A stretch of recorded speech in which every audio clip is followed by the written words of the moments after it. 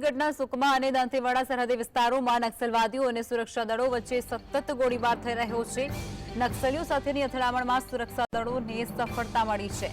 એન્કાઉન્ટરમાં માઓવાદીઓને ભારે નુકસાન થયું છે અને 16 નક્સલીઓ માર્યા ગયા છે।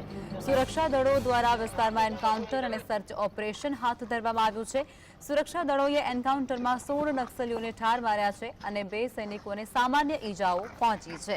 છત્તીસગઢના સુકમા જિલ્લામાં આજે સવારથી જ સુરક્ષા દળો અને નક્સલીઓ વચ્ચે એન્કાઉન્ટર શરૂ થયું, જેમાં પોલીસના જણાવ્યા અનુસાર આ એન્કાઉન્ટર કેરડપાલ પોલીસ સ્ટેશન વિસ્તારના એક જંગલમાં થયું હતું અને જ્યાં સુરક્ષા દળોની સંયુક્ત ટીમ નક્સલ વિરોધી અભિયાન ચલાવી રહી હતી।